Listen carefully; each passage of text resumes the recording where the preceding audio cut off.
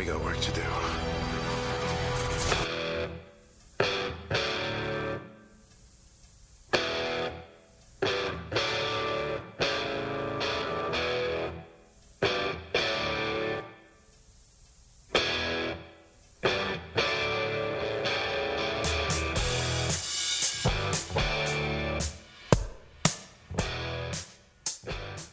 Welcome to Highway to Hell, a supernatural podcast. I'm Kristen. And I'm Christine. And this week we're discussing season 6, episode 18, Mommy Dearest. And this is the one where Sam, Dean, Cass, and Bobby track down Eve to a town where she is breeding new monsters. Yeah, man. And I think the last time we talked, I said something like, oh, that sounds like we're going to get some Mother of All action. We get a lot of Mother of All action, like Yeah, we way do. more than I expected, actually. This was kind of, I don't know, it was very climactic. And yeah, there was just a lot more to it than I expected. Yeah, especially since we still have 3 more episodes until the season finale. But we are kind of near the end, but so, spoilers if you haven't seen the episode, like Eve is dead. She dead at the end of this Yeah, episode. I think she died. I mean, who's to say really, because Crowley's apparently still alive. Yes. Two, also big spoilers. Sorry. Also, if you haven't watched this episode, what are you doing here? Right. But yeah, like I wasn't expecting it to go down like that. They really killed her. Yes. It was pretty shocking. I don't think I remembered this twist of like, oh, she's dead. But the whole Crowley thing, it's so funny because like I knew he was coming back. And yesterday, the last episode, we talked about our favorite characters of the series. And then, I mentioned Crowley and you were like, well, it's too bad he's dead. And I was like, yeah, it's too bad. Yeah, that sucks. Well, I miss him.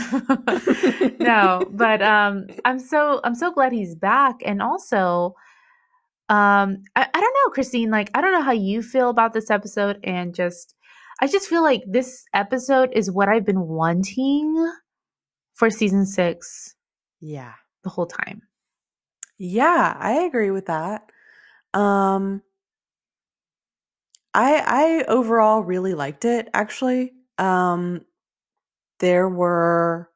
got a lot more Cass, and I feel like insight into how he's feeling about things and kind of what he's doing. And there's more for me to like actually guess about. I think one of our complaints in some of the last episodes that we've watched were like not the last couple, but before that, was that they were alluding over and over to the shit that Cass is doing, something with souls, but it was so like not enough information.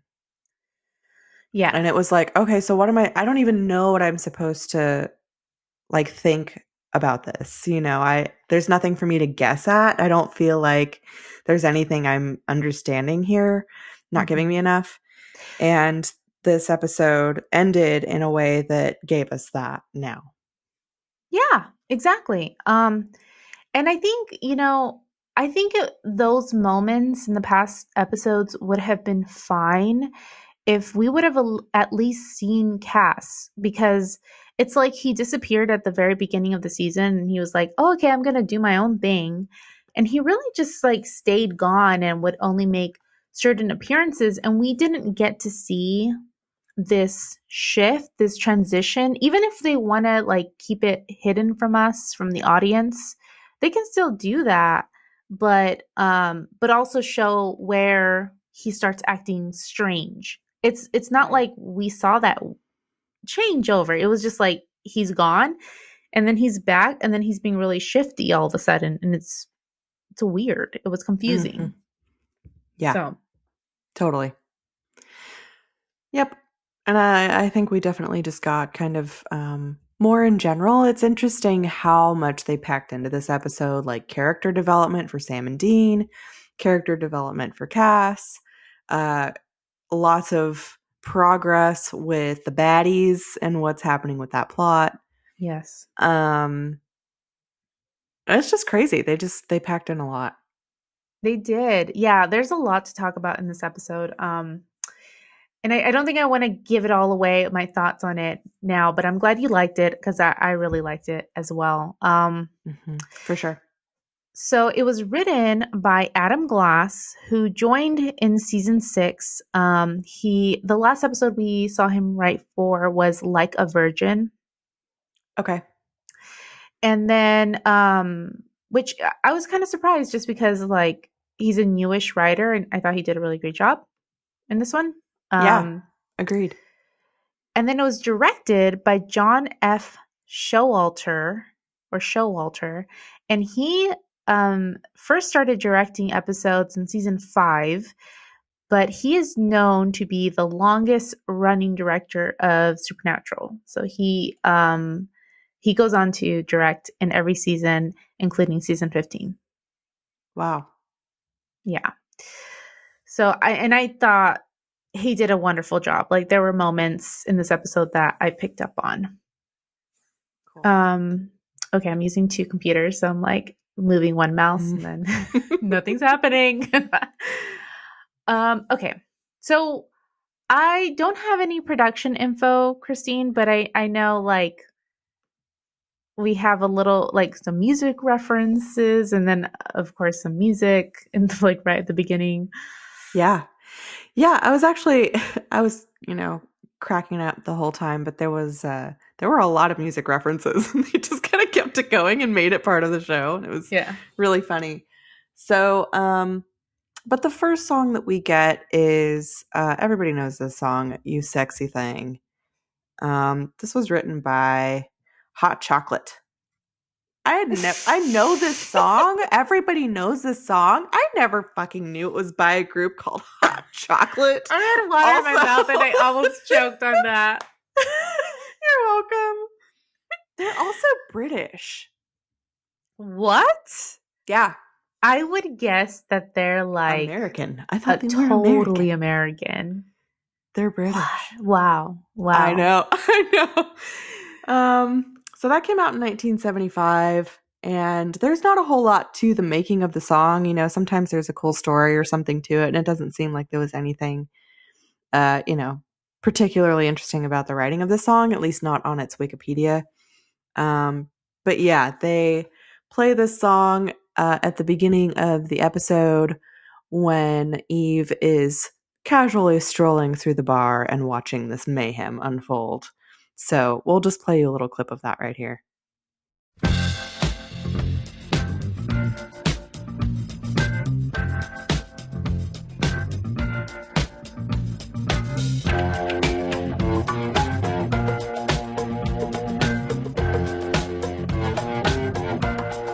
I believe in miracles. Where you from? You sexy thing, you. I believe in miracles. Since you came along, you sexy thing. Okay, so then we get to the really fun music references. We have some Jefferson Starship.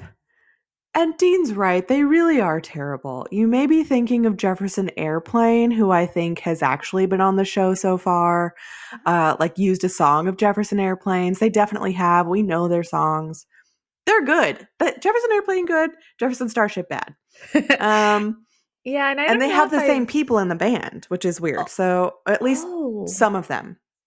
So Airplane was like the first iteration of the band. And then they broke up, and people from Airplane went over to this other band and named it Starship. And they stole basically the name and we're just like, oh, what's cooler than an airplane, man? A starship. Like, was that basically what Literally. happened? That is literally what happened. And there was like a lawsuit about it because they like basically stole the name. It is so hilarious. Oh, wow. I know, so stupid. Um, But yeah, what Dean says about them, he names this new breed of monster after them because they're really bad and hard to kill, just like Jefferson Starship. And the song that they play is at the very end of the episode when Cass and Crowley are meeting. And it's a song called Miracles. And it was inspired by a couple of different things. The band member who wrote it, Marty Ballin, was in love with this woman at the time, and it was inspired partly by her and also inspired by this Indian guru who was supposed to have been a miracle worker.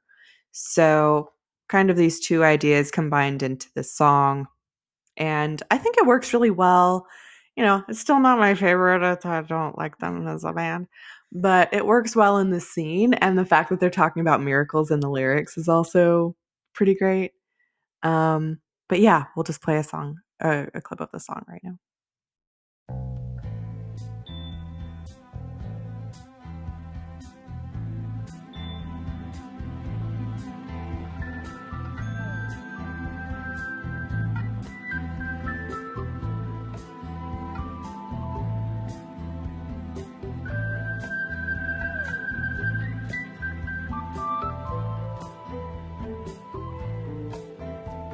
If only you believe like I believe, baby, like I believe, we get by. If only you believe, if only you believe in miracles, so would I. If only you believe like I believe, baby, like I believe, we get by. If only you believe, if only you believe in miracles, so would I. Might have to move heaven and earth to prove it to you, baby. And there you go. But my favorite part about the whole thing is that they they named this new breed of monster Jefferson Starship, and they keep calling them starships. I did love that. And that cracked me reference up. is making a lot of more sense now because he's like, yeah, you just can't kill them. Yeah. You just can't kill them. You just can't stop them. They're going to come back Can't stop them. Yep. as a much horrible band. Yeah. Yes. As starships. Amazing. So funny. I love that. And I love that Sam was just like, okay, fine, starships. Yeah, he just went along with it. Oh man. Well, thank you, Christine. That was enlightening. I was really hoping that you had some insight on that, and you didn't hold back at all. You are so welcome. I think the only thing I didn't mention is that also came out in 1975. Oh, So, yeah, go figure. yeah. All right. Well, we're gonna launch right into it. So we get this episode recap where we see Crowley. He got Sam, Dean, and Grandpa Samuel to capture demons and creatures for him in order to torture them and gain information about the mother of all. And although they've killed Crowley, they were unable to stop his minions from raising the mother of all from the depths of wherever she comes from, like hell or something. But Sam and Dean are ready as they've gathered the necessary elements to stop her, specifically Phoenix Ashes. So we start this episode opening on the outside of a bar. Two guys come out and come across Eve, who's still in her white dress with a blood stain on her. And the last time we had seen her, she was basically like traveling alongside the route, hitchhiking with truckers and, making people go nuts or infecting them with weird worms. But in this case, she touches one of the guys and we hear this like whoosh sound and he looks kind of confused, but they just like go on their way.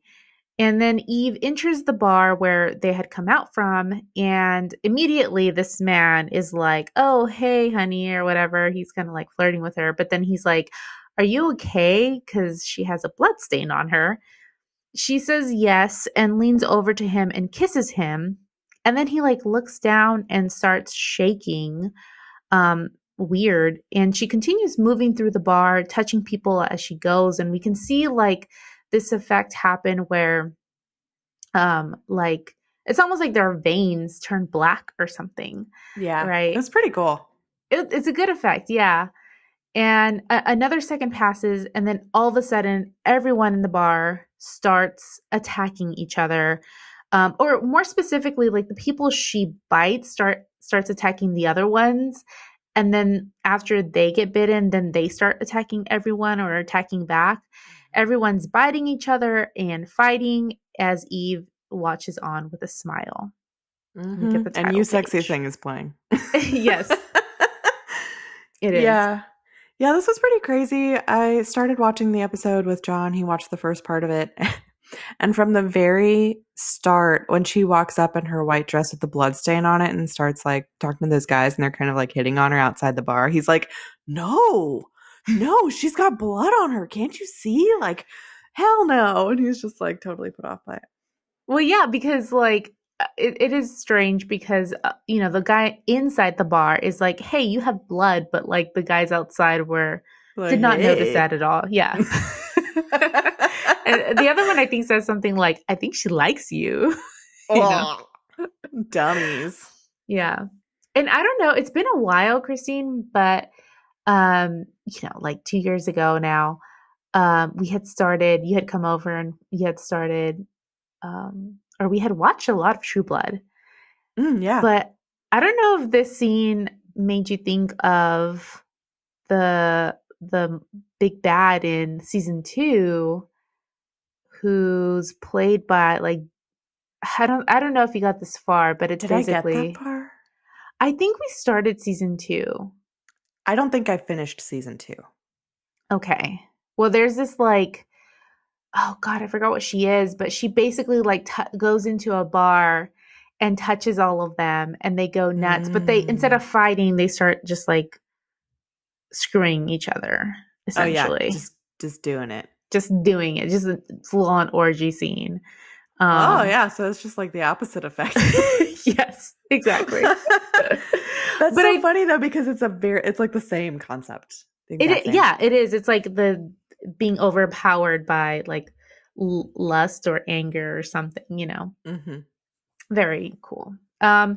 So after the title page at Bobby's house, they're at Bobby's house, excuse me, and Dean is working on packaging some bullets with the Phoenix ashes, 5 shells to be exact. That's all they can afford. So Bobby and Sam come down and check on Dean. And Dean says that he accidentally spilled some of the Phoenix ashes on him and demonstrates for them, and nothing happens. So they're like, He's dumb though, right?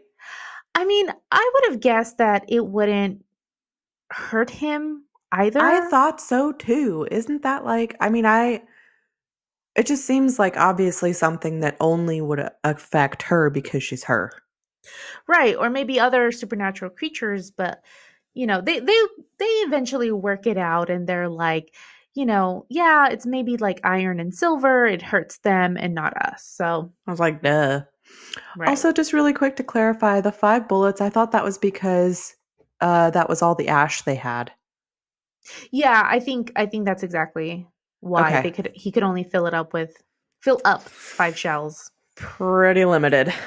Yes, so his aim needs to be on it, basically.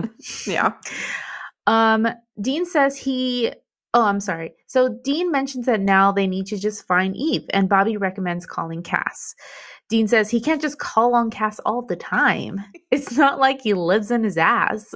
And this is a great directing moment because it's flitting between like Dean, who's standing on one side, and Sam and Bobby standing on the other side.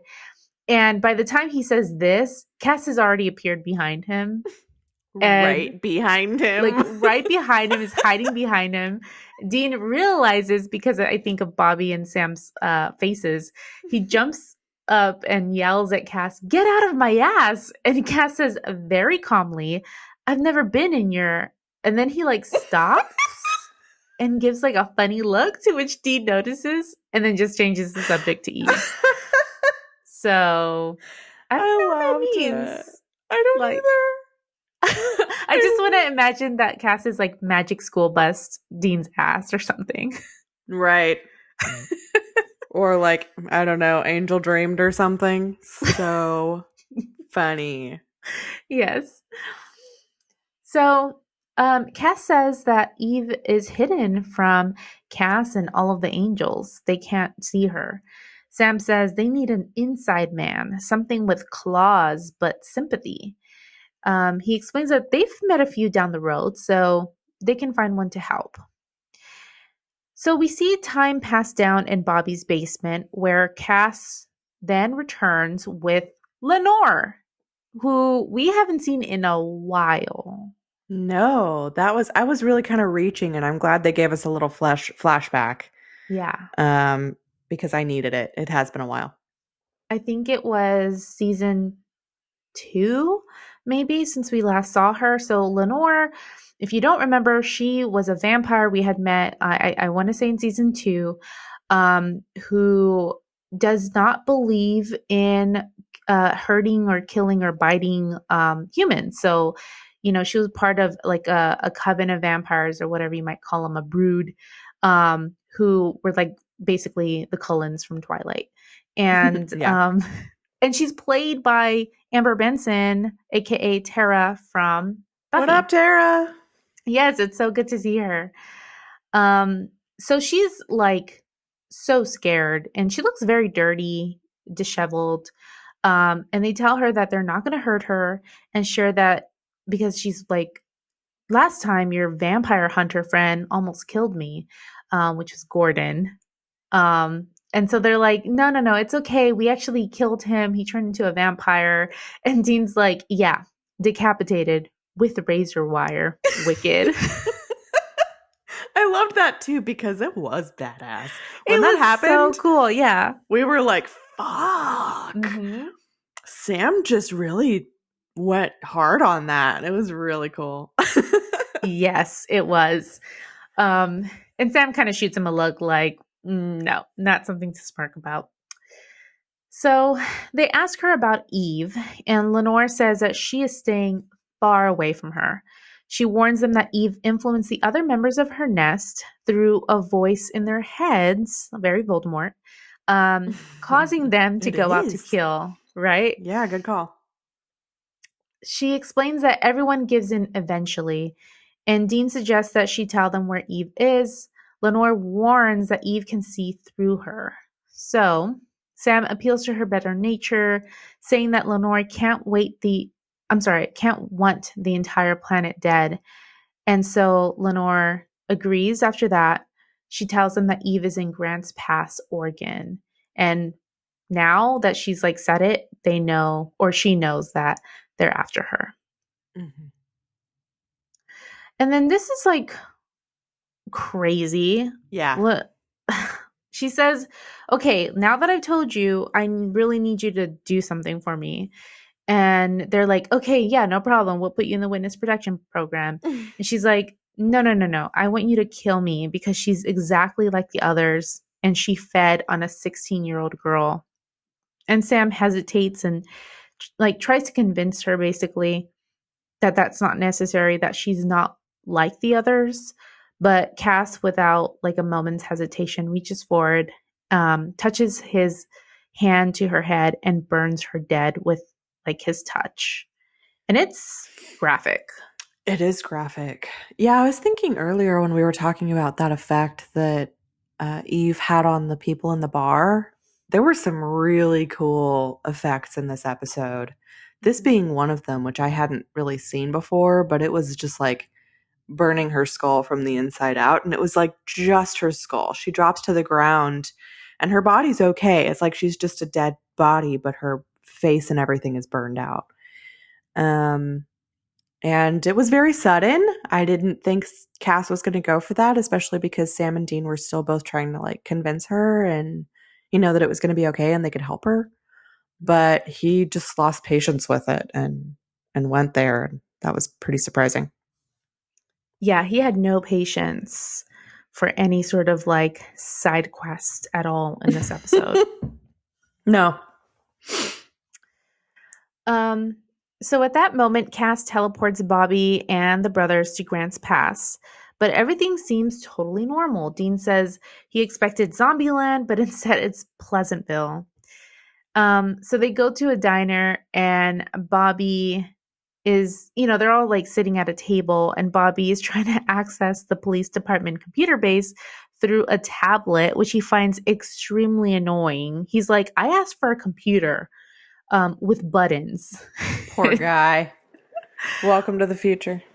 I know, which was so weird because I was like, a tablet? What year is this? But I guess it's not that far back for it to be. Yeah, what is it? Where are we, like 2011 now? I think 2011. Yeah, Okay. yeah. Because if it was still in 2007, I'd be like, no.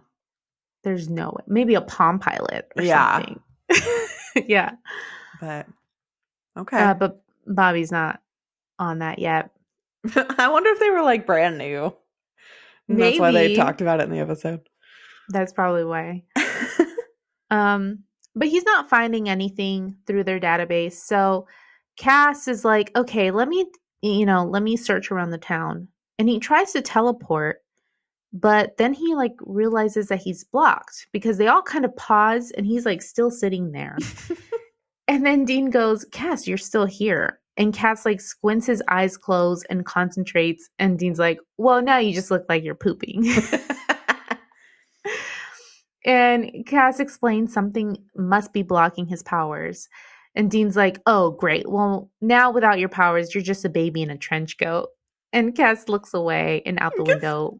Really upset. He's all very pouty. hurt. Yeah. All his feelings are hurt. Yeah. Bobby then is able to actually access something through this thingamajig, this tablet, and learns that Ed Bright, which was the kid from the beginning, the one that was touched initially by Eve, had gone to a doctor named like Dr. Silver, which is a really cool name, and that Dr. Silver had called the CDC apparently. So Dean and Cass then go to his office, and we have Bobby and Sam rather, Bobby and Sam actually investigating Silver's home at that point. But meanwhile, at the office, they like ask a woman for Silver, like where she is. And Dean like explains, oh yeah, my friend is sick. That's why we're looking for the doctor. And Cass is like, he adds, yeah, I have a painful burning sensation. It's like he just took a symptom off of like one of those commercials for some medication you need to ask your doctor about. Yeah, but it's like also he specifically took it off like a genital herpes commercial or something. Exactly. Okay. Maybe after seeing the one from like the Trickster episode or something, changing channels. So, the lady leaves and Dean and they head inside and Dean starts trying to pick the lock of the office. And then they spot blood coming from like Silver's shed. And they find Ed Bright's decaying corpse inside, which is... It was... talk about graphic again. Yeah. It was really rough. Very. And also just like, they're like, oh, this is weird. Like, why is his body here? Like, where's Dr. Silver? He contacted the CDC and then he just dumped this body and then left. It's very strange. So, okay, back to Bobby and Sam going to Silver's home. They confirm that the house is empty and that he had a wife and 2 sons.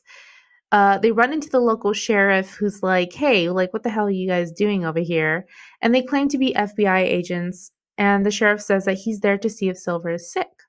And Bobby, being awesome, successfully bluffs the sheriff into putting out an APB back at the station.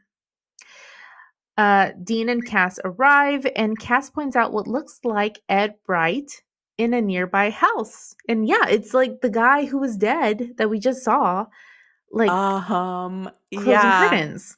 but also looking like the zombies in Shaun of the Dead. Like he's like in the window and we're looking in at him and he's like up next to the window and he's like pale and like coughing and like clinging to the window and like moving Yeah. weirdly. Just very strange. I was like, oh fuck, there's something bad in there. Well, there is something bad in there because Sam and Dean break in and find several Ed Brights, like clones, all lying around bloody and dead.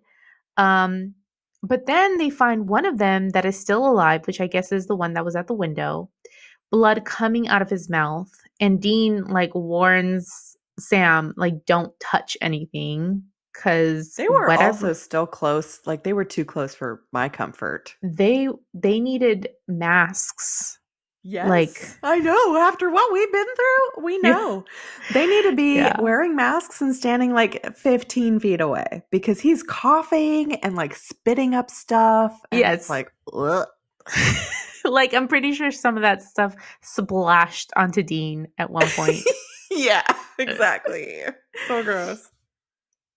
So it's strange because they check his ID and they confirm that he's Todd Marshall, Ed's friend. So, obviously he's like, what the fuck is going on here? Yeah, you're not Ed. And Todd even asks if, like, because, he realizes, like, oh, hey, they all look like Ed. But they just assure him, like, no, you're just hallucinating. It's fine. So they're just trying to keep him calm. Mm-hmm. He tells them that they were at a bar and gives him the address and says that a girl in white was there. But then Todd dies before he can say anything further. Of course. Yep. So they meet back up with Bobby and Cass who are waiting outside, and they decide to visit the bar Todd had mentioned where they find everyone dead. But what's really cool is that they're like looking around at all the bodies. Dean spots a girl. I don't know why, but he just decides to check her teeth. Ooh, why? Because she had blood running down her chin, like she'd been feeding. Okay. Because I thought the same thing. I was like, why is he going to her? And then the last frame, like right before he checks her out, you can see the blood on her chin. And I was like, oh, I bet that's it. That's a good detail. Yeah. Because when he opens her mouth, she just has like vampire teeth. Mm-hmm. But Full then he on. checks her wrist. And on top of that, she has a wraith spike, which I don't know if you remember the wraiths. Well, we saw in the episode where they were in the mental hospital. So it's like a big thingy. Yeah. Yeah. It's like basically a knife. Yeah, it's like a wrist penis or something. Ew. And then they realize, hey, Eva's creating hybrids. Very weird. She's getting a little crazy. So I guess, like, I don't think that they explain it, but like the Ed Bright situation, was that supposed to be like a skinwalker? Good question. I guess. Maybe that's what she was trying to do. Like a new version of that. Yeah. Yeah. That's a good guess. But it just didn't work out. Mm-hmm. Failed experiment. Yep. Well, and speaking of experiments, Dean is like, okay, well, we got to name them something. Like, what the hell is this? And so he's like, all right, let's name them Jefferson Starships because they're horrible and hard to kill. And everyone's like, what? Yeah, and then Sam like Really? starts talking about it, and I think like Dean kind of coughs, and Sam's like, okay, fine, these starships, what are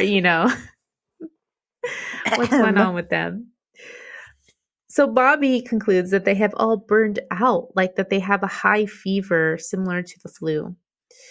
And they're talking about this when the sheriff and his deputies arrive, busting in with guns, and they arrest Sam, Bobby, and Cass, while Dean manages to hide behind the bar.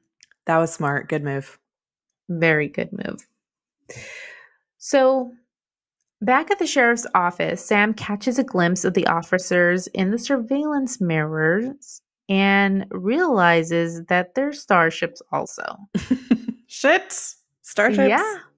So they start to fight back, and Dean arrives in time to hatchet one across the jaw.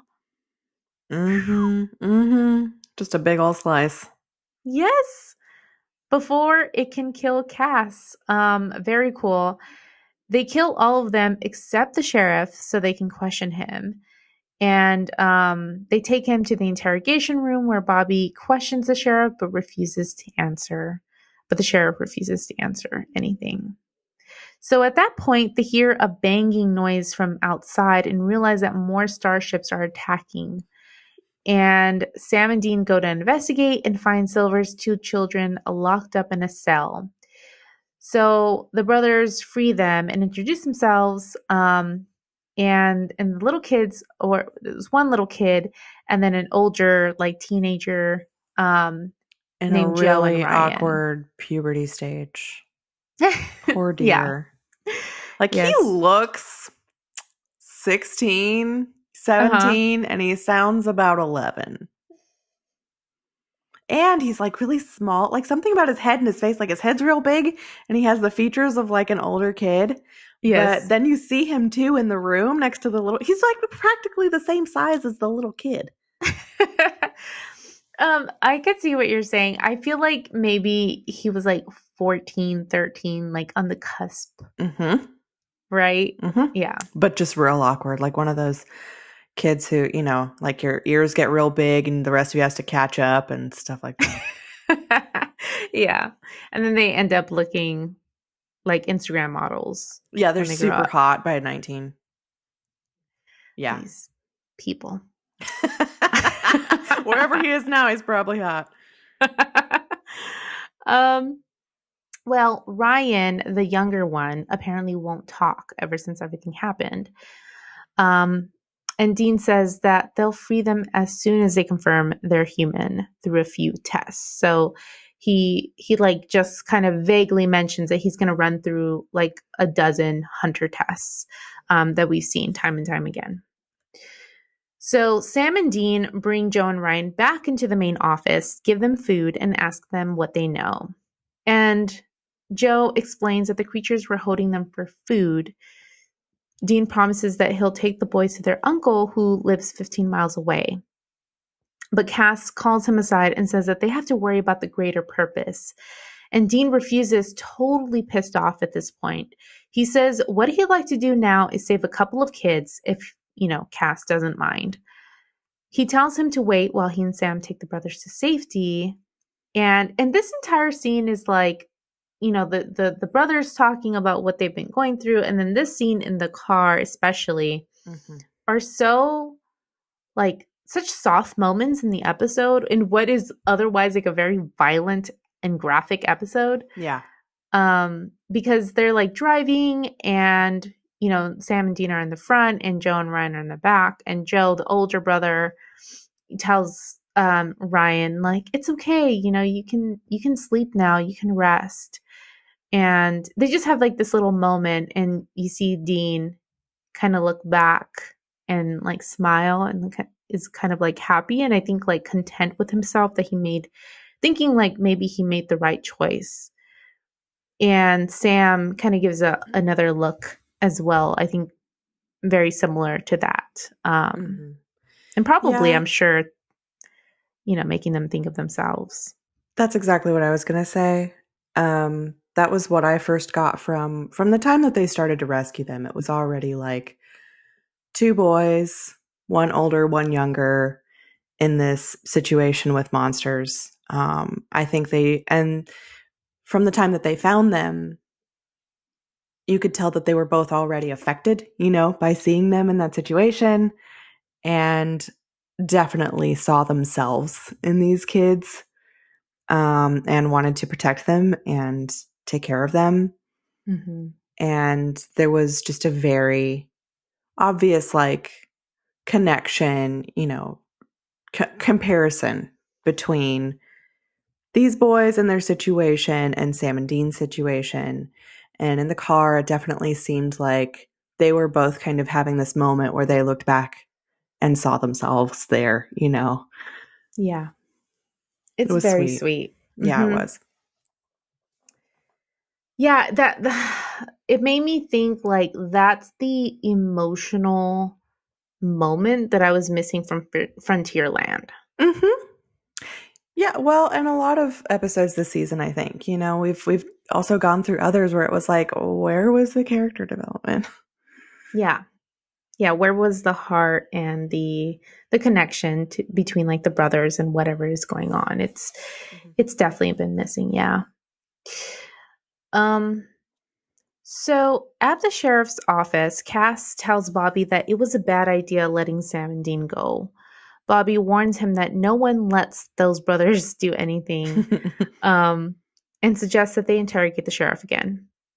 And meanwhile, we see Sam and Dean drop the little brothers off with their uncle and then leave, and it's all very endearing. They're just like they're basically walking around away. I'm sorry, like patting each other on the back, like we did good, We buddy. did it. So cute. Yeah, they Yeah, feel good about it for sure. they And do. I was happy that, I mean, we'll see how it ends up. But in that moment, they did reunite those kids with their uncle, and their uncle was so happy to see them and was hugging them and was like, "Oh my God, I'm so glad you're here." Like it was successful. Yes, yeah, for that moment for sure. So the sheriff warns Bobby that Eve can see them through him, and then but is otherwise like not giving up any information as far as like where Eve is located. Cass asks for 5 minutes alone with the creature, and Bobby 5 minutes reluctantly agrees. alone. That's a Pantera song. You're welcome. It's great. Yeah, thank you. Yeah, you're welcome. And Bobby then waits in the office and hears the sheriff screaming. Cass comes out and tells Bobby where Eve is holed up, and then tells him to call Sam and Dean with the information. Which, is she just holed up at the same diner? Maybe it's a different one. No, it's the same one. Okay. But also Cass's hands are covered in blood. Yeah. What did he have to do? What did he do? Well, so like after Dean and Sam come back, we see that Cass has decapitated the sheriff. Oh shit, maybe I looked away. I Yeah. missed that. Yeah. Ooh. Which is insane. He did that with his bare little hands? I think so. I think that's what we're supposed to believe, which is crazy. Yeah. Badass Cass in this. Yeah, he's not messing around, obviously. So so they at that point, oh my god, so this is the point where like I thought it was so cool because we see like all four of them standing around, they're talking about their plan to go back to the diner and what they're gonna do, and we see like the camera like circling them while they're having this conversation, and then it like zooms into the table that's in between them where the shotguns are, and where the phoenix ashes are. Very cool moment, just a good directing example, I think, there. And we're back at the diner now. They're outside, and Dean says that here's the plan. He and Sam are going to go in to draw Eve out, and Cass and Bobby will back them up.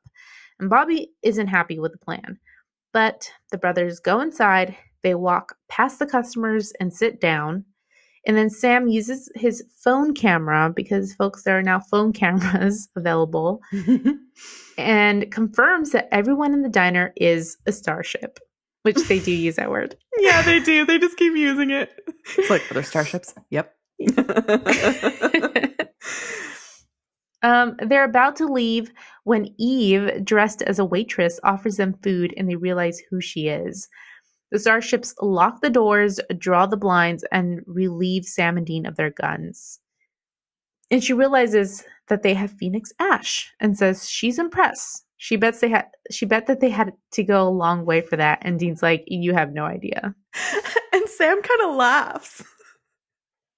Like, Yeah. once Dean says that, he's like, yeah. That was crazy. Yeah, they're just very ballsy. Uh-huh. So at that point, she tells her minions to destroy the guns, which is interesting because she's like giving away, like, oh shit, like, no, that is my weakness. Not very smart Yeah. of her. Yeah. Dean asks what she wants and why she brought back, and he like makes up some things like spider demons and then also like dragons of all things. He kind of makes fun of her for that. And she explains that she's not there to fight. She preferred the original arrangement where hunters and monsters had a balance.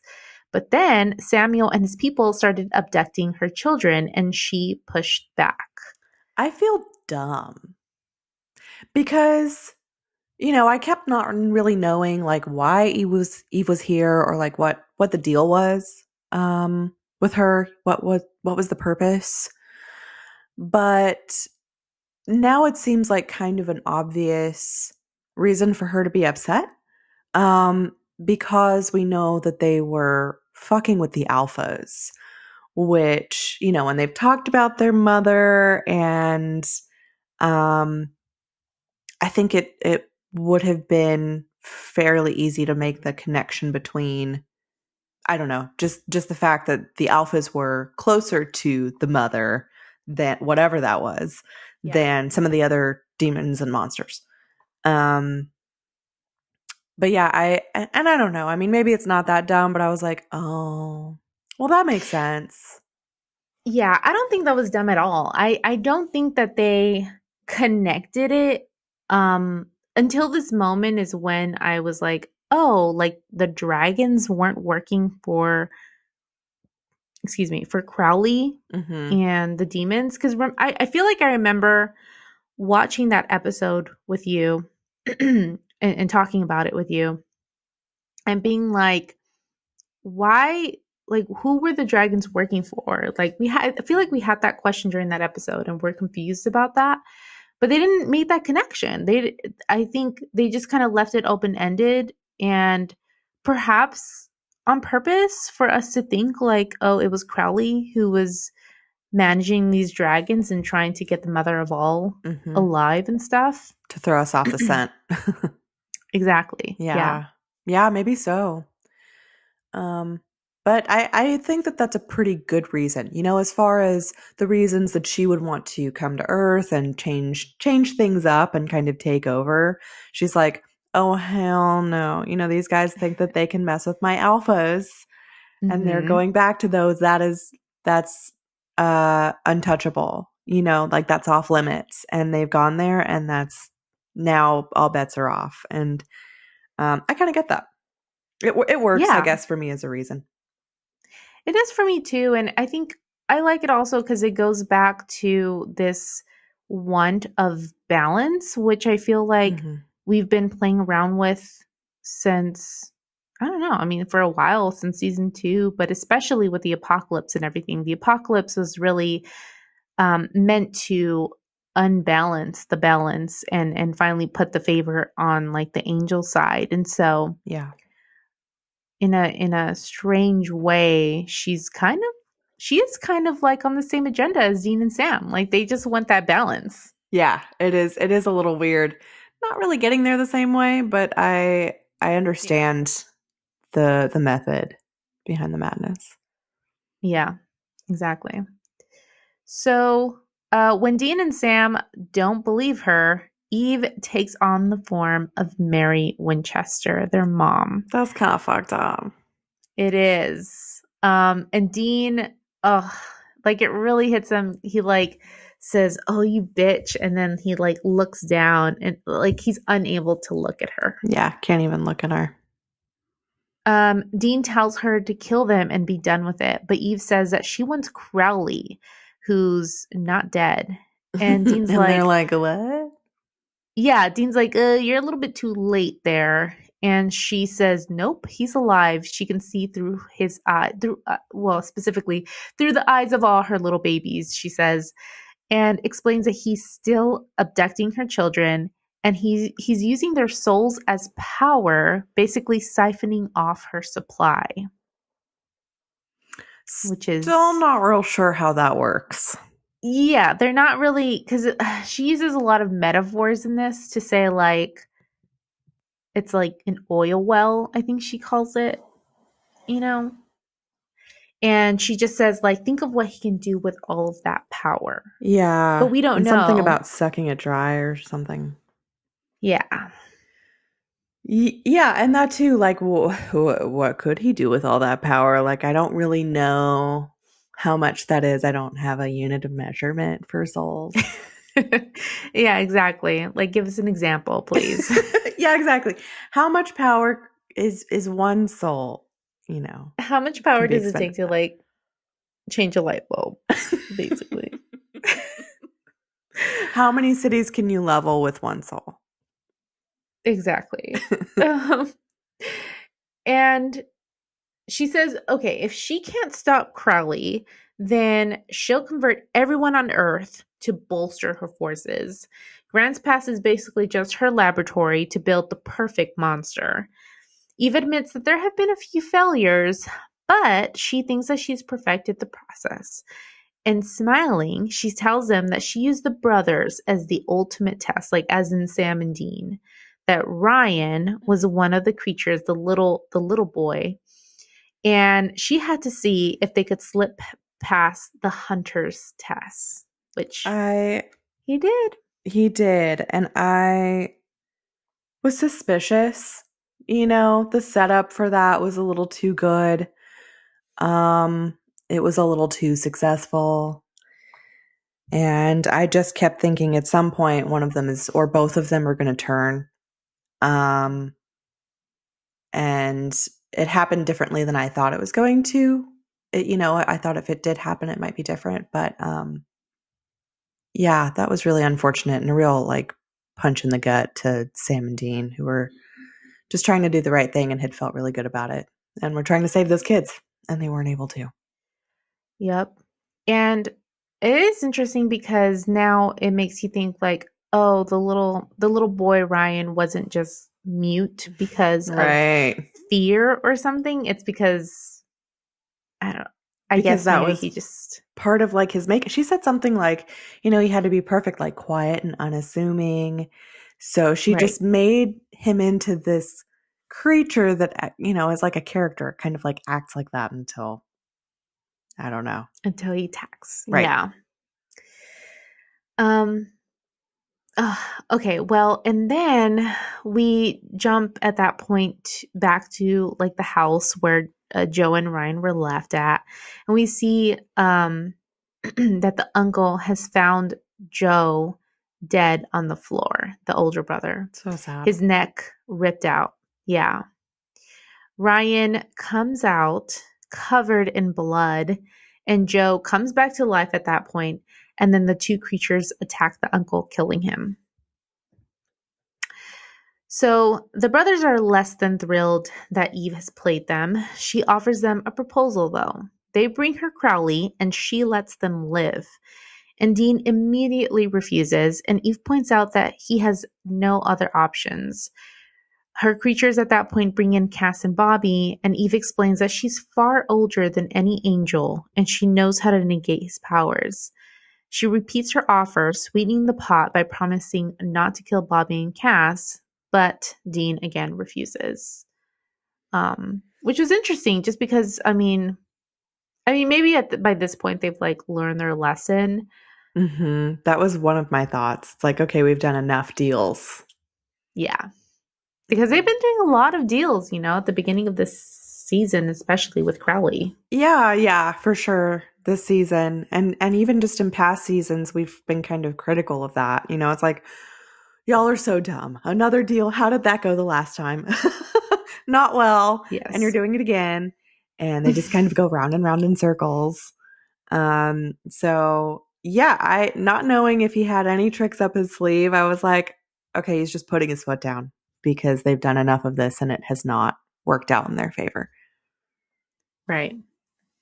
And I don't know, maybe he's only putting his foot down because he has little like Yeah, that's what I got trick in his later was back like pocket. he felt more confident about that because he was like, I do have a backup she doesn't know about.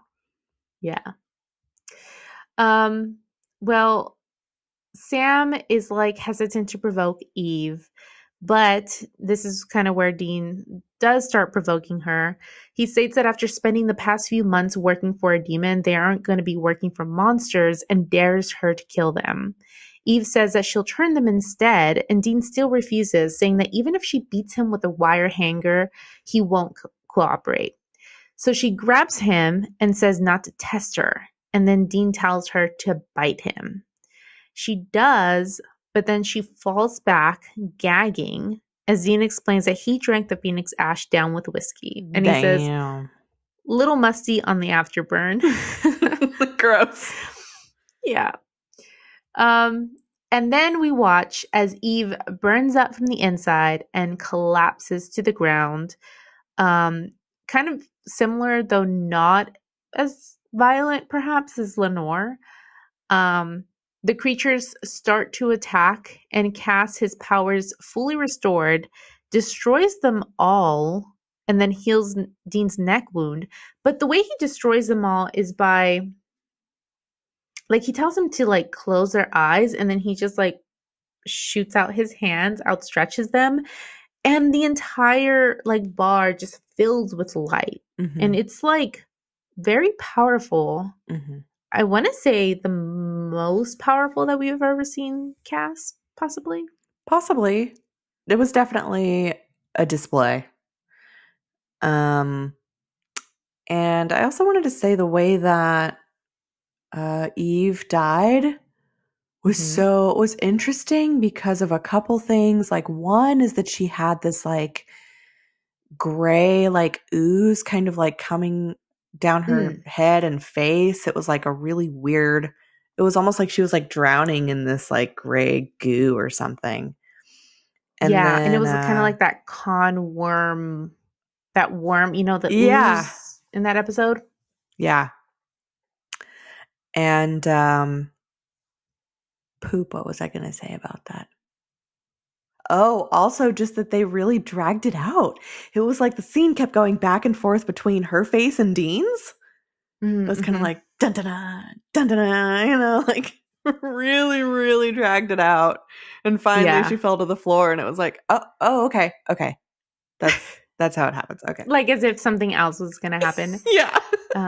There was also like, because at the very beginning she was still looking like Mary Winchester, so she started gagging as Mary, and then we see her like turn back into the other form, which is interesting.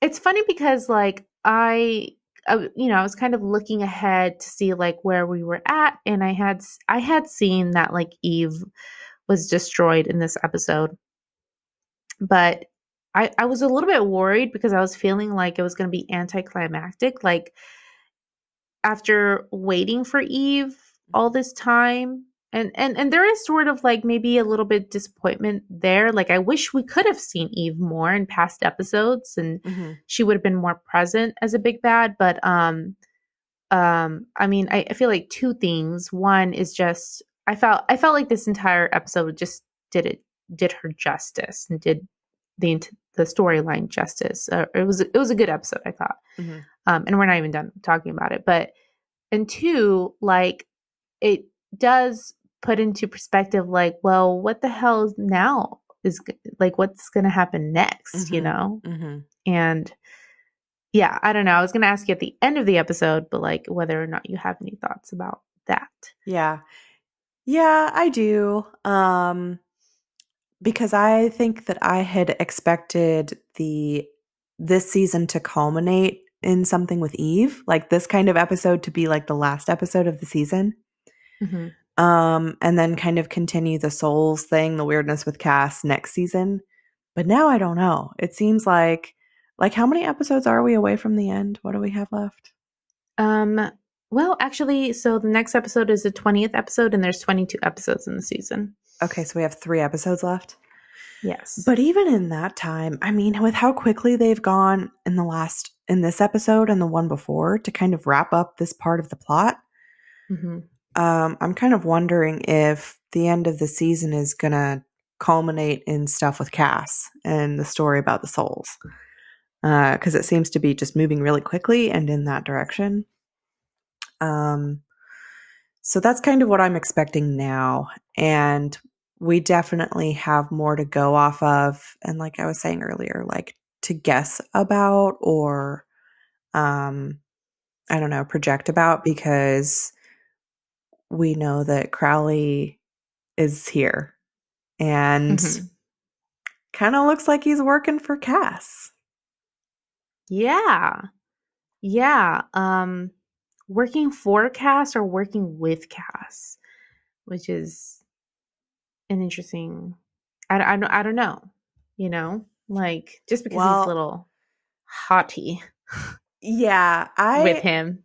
I kind of got the feeling that he's working for him, but also Crowley thinks he's hot shit, so he might think he's working with him. Yeah, You very know? possibly that's the situation. Yeah. Yeah. No, I think you know, I obviously I've watched the season before, but like I watching this time around this episode in particular, it was a nice twist. It definitely felt like, oh, well, I'm kind of feeling like a little bit of God, like a little bit of a Willow situation in season 6. You know, we Mm, think the trio is the big bad, and then boom, it's like, surprise. yeah. So, Yeah, and it's making me rethink everything that we've seen so far from Cass and Crowley. Like when Crowley was killed supposedly by Cass with his bones, was that just a lie? yeah, like what happened there? Yeah, like if they were in cahoots at that point, then they just staged Mhm. his death and Crowley was like, "Oh no, you know, and Exactly, pretended yeah. to burn up. And they had this, another plan all along and tricked Sam and Dean. And it's Mhm. just, I don't know. Well, yeah, I'm going to be excited to learn more about that, especially considering Dean's reaction when Yeah. in a few moments here. So, Dean, everyone's dead, all the starships are dead, and Dean immediately insists on going to save Ryan and Joe. And kind of disgusted, just like Cass just goes like unbelievable. Like, why do you care about these stupid humans, basically? But he agrees and teleports them to the house, and they find the uncle dead. And then Bobby looks around the house, and that's when he finds Joe and Ryan also dead. And Sam looks and he finds traces of sulfur, indicating that demons were responsible, which is strange. Yeah. Suspicious. So, Dean and Sam tell Cass what Eve told them about Crowley. And Cass is like, you know, that's very weird. Like, I saw him die. Like, I was there, like, just kind of stuttering through it. And Cass says that he'll look into it immediately and teleports away. And once he's gone, Bobby wonders, how Cass could have screwed up. And he's like, unless he like lied to us and let Crowley get away. And Dean's like, no, like why would Cass do that? Like this is Cass we're talking about. That's impossible. Hmm. And Sam isn't very sure. Yeah. And I'm trying to think, there was something that I was waiting for Sam and Dean to tell Cass when he was still there about Crowley. Like that he was alive. Oh, and that it was about the souls. But they didn't mention in front of Cass that they had been told by Eve that this was about souls. They didn't relay that part of their conversation with her. So the only Yeah. thing that Cass gets from them is that he knows that they know that Crowley is alive, but not that anything has to do with souls. Right. That she was talking about all of that. And that Mm-hmm. Crowley was specifically gathering souls or whatever. Right. Yeah, that's true. And they, I guess just to situate ourselves a little bit more, like they're not even aware of the situation with Balthazar either, right? Like they truly just think that Balthazar had stopped the Titanic from sinking just because of the movie. They don't know that it was some sort of ploy I think you're to gain right. souls. I don't think they So they're got that really from in the him. dark. Yeah. Yeah. And this is like the first thing that they've been told about the souls? Yeah. It is. Wow. Mhm. So also, I mean, it's going to be some shit whenever this comes out, but how are Sam and Dean, especially Dean, going to feel when they discover whatever it is that Cass has been doing and that he's been keeping it from them? Oh yeah. That's going to be rough. It is, especially for Dean, because Cass is always up his butt. Yeah, he's in his ass all the Yeah. time. Um So at that point we're back in the diner and we see a record of a Jefferson Starship song, the one that you mentioned at the top of the episode and played for us, starts playing. And we see Cass in the diner looking over all of the bodies. And Crowley's waiting for him. And Crowley just kind of says with a smirk that he's tired of cleaning up after his messes. And that's how the episode ends. I loved that scene. It was really well directed too, and it just had that cool feel that I love where they place these, classic rock songs over a scene where there's just a lot of emotion and there's something really happening there but there's no like real dialogue and you're just having to infer from what you're seeing. Yeah. It was cool. It was really well done because it's hard to tell too what Cass is thinking or supposed to be thinking in this scene because he's looking around and when he's not doing what he says he was going to do either. He tells Sam and Dean and Bobby, okay, I'm going to go look into the Crowley thing. And then he Yeah. just shows up in the diner and you're like, what are you doing here?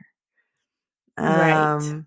And then there's Crowley too. So it's all very fishy. Mm-hmm.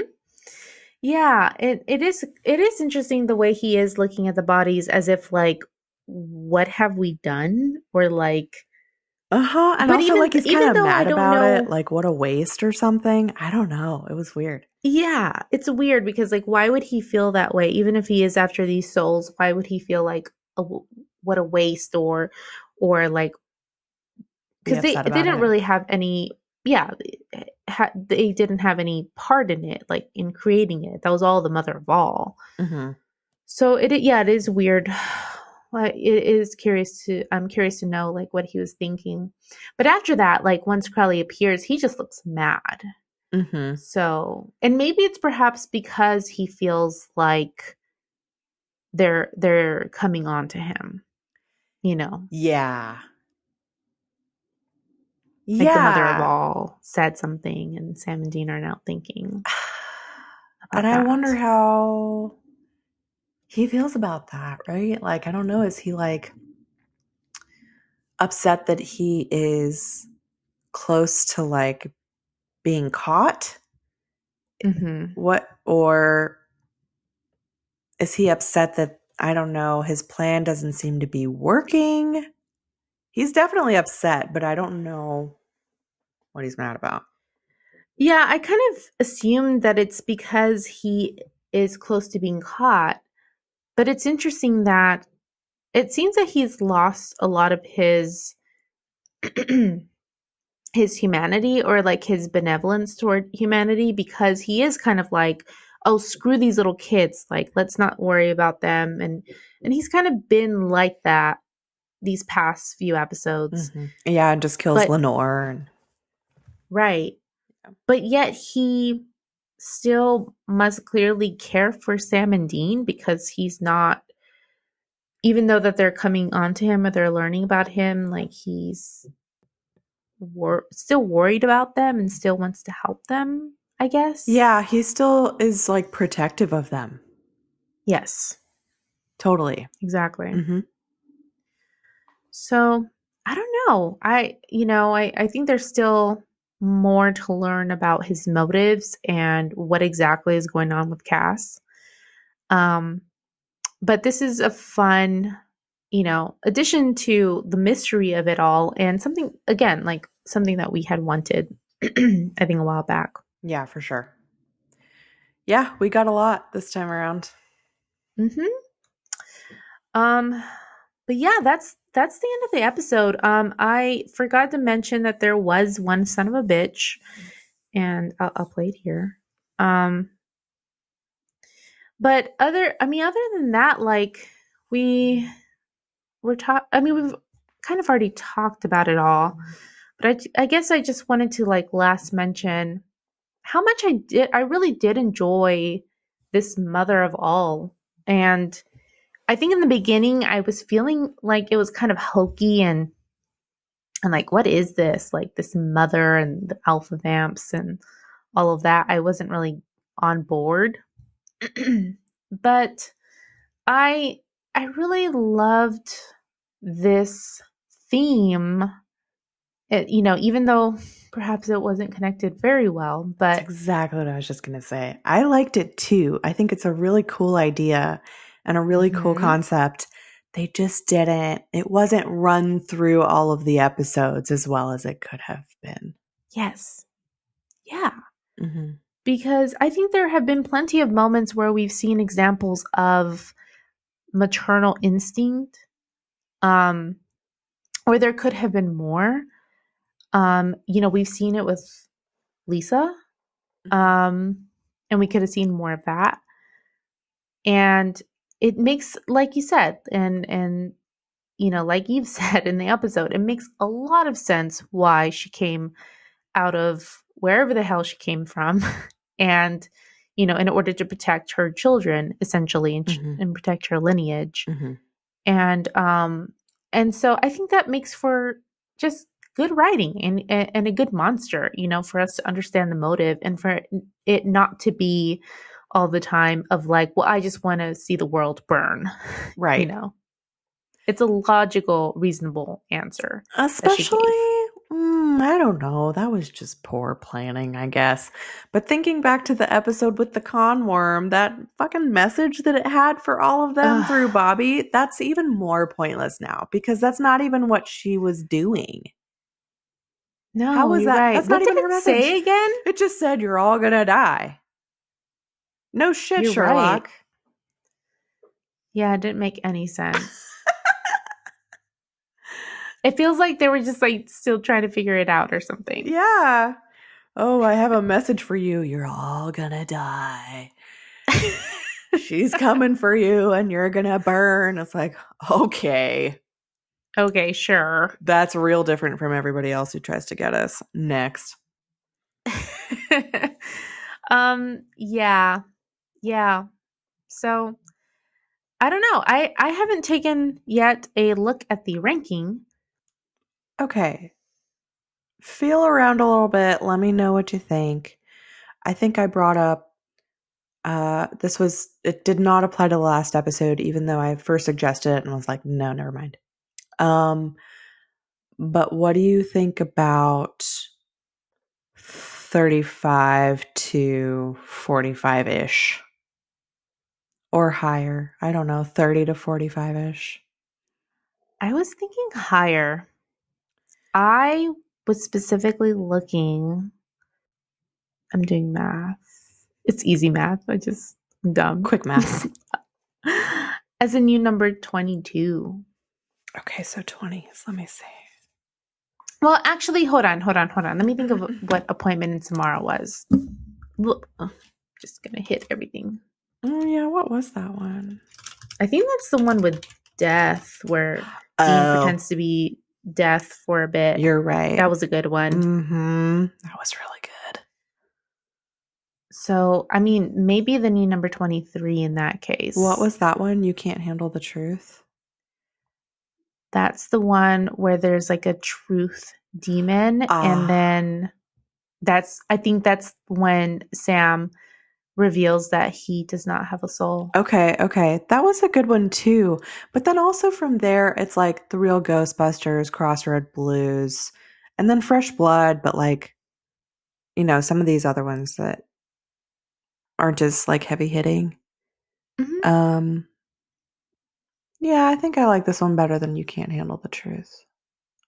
I liked that one a lot, but I think there was like more happening here. Yeah, I think so. And also like maybe it is because like I've just been feeling so disappointed in season 6, and then this one was just a fresher breath air, you know? A Like I fresh, just a felt fresh of breath air. a breath of fresh air. Reminds me of this TikTok I was watching yesterday that really cracked me up. This guy was like, his brain was like glitching, and he was trying to say like freshly squeezed orange juice. And it kept coming out squashly freezed. It's like squashly, squash. Yeah, I hate that. So funny. Anyway, I agree with that. I'm down. Awesome. Okay, well, that means that season 6, episode 19, Mommy Dearest, is going in as the new number 23. And this one's going in the trunk. Oh, man. Well, Awesome. I hope this is like what did they say? Like signs of good tidings or whatever. Yeah. The next episode is called The Man Who Would Be King. So, anything could happen at this point. Crowley's back, Cass is shifty. Sam and Dean and Bobby might be in on that or be like nervous about it. Yeah, and I think, as far as what I'm kind of expecting to or think might happen, Sam and Dean, through this situation, Dean did a good job of keeping them out of making another deal with a monster. And if that's kind of how they're going now, I don't see them making any other deals anytime soon. But now they know that Crowley is back, and he's going to be at the top of their list. Mm-hmm. So I see them now changing focus and going after Crowley, not knowing that he and Cass are in cahoots. 100%. Because they're going to be like, what the hell are you up to, buddy? Yeah. How are you alive?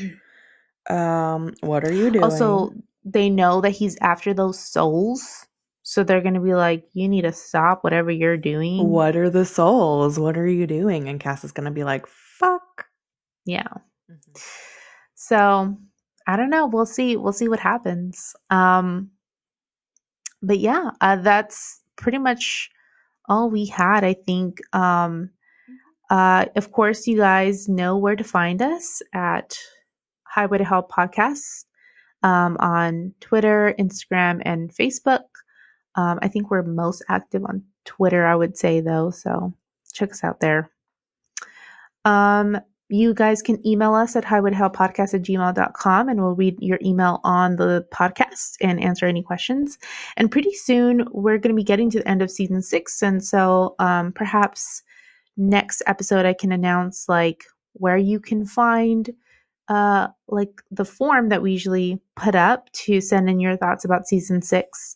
So we can have that ready for the wrap-up episode, which is right around the corner. Crazy. So, yeah. But yeah, until next time, we'll see you on the highway to hell. Bye. Bye.